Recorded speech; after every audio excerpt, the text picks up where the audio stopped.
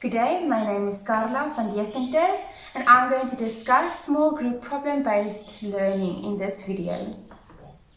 Today we're going to discuss small group problem-based learning. So small group problem-based learning was developed in the 1940s at Case Western University. It was actually for medical students but evolved around the world and now we use it in elementary schools. So, small group. That is when 46 learners discuss a topic they have been taught or a problem they have been given. Now, problem-based learning, otherwise PBL, have to take place in groups. Learners have to solve open-ended problems. They have to develop problem-solving skills through self-directed learning. Learners also have to think creatively. So in PBL, we make small groups of children, of learners, and we give them a problem they have to solve. But they have to use their own ideas, their own creativity to solve this problem. So the teacher only acts as a facilitator, and the learners have to work in a team together to solve this problem. So the problem has to have certain characteristics, that it has to be of a topic that you've discussed, the previous knowledge the learner has.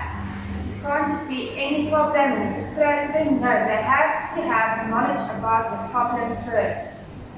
So why is it useful that we use it? Why should we use it in classrooms? Well, they develop the following skills.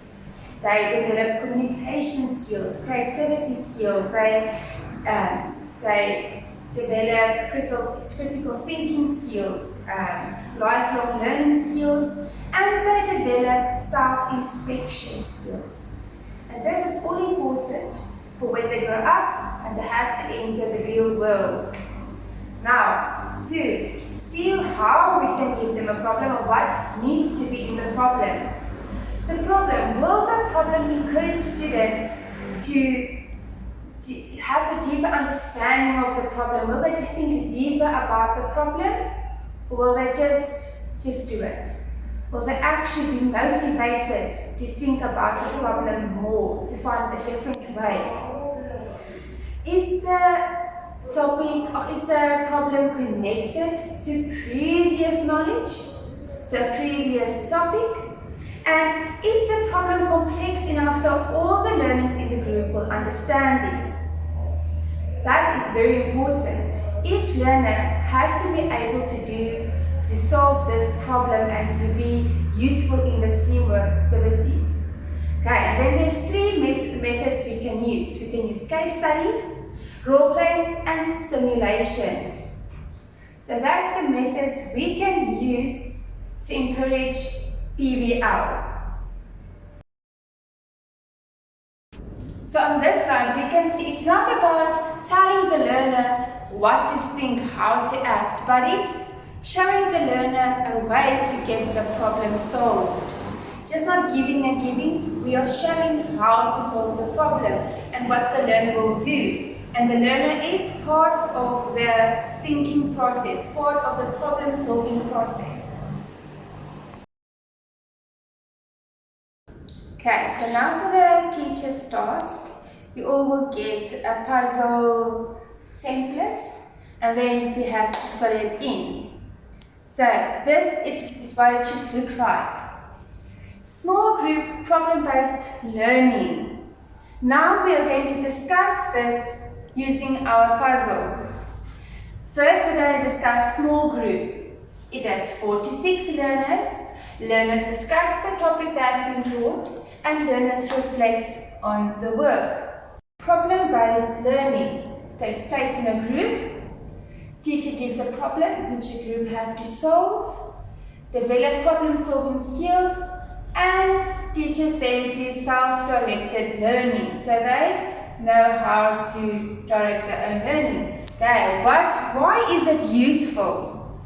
It develops critical thinking skills, problem-solving abilities, communication skills, lifelong learning, and self-inspection.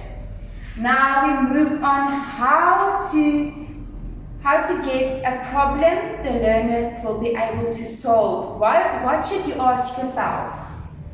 Will the problem encourage the learners to look for a better understanding? Is the problem connected to previous knowledge or previous topic? Will the learners know what you're talking about when presenting the problem? And is the problem complex enough? Can all the learners participate in this problem-solving teamwork? Can they work together in the team? Can they understand the problem, or will they just sit there, or will they find it boring? And there are the methods we can use: case study, role play, and simulation. So this is what we are going to do now. We are going to fill in our blank templates, and then you have your own small summary of the work we have done today, of the topic we've discussed. And so you can easily just take this out and look at it. Go through it, use it when you want to use small group problem-based learning in your classroom. So now let's look at questions. I'm going to ask you questions that I would like you to answer for me. So, what is small group learning? What is problem-based learning? Why is problem-based learning useful? And what methods can we use in the classroom if we want to use PBL? Thank you for participating in this video with me, and I hope you've learned a lot.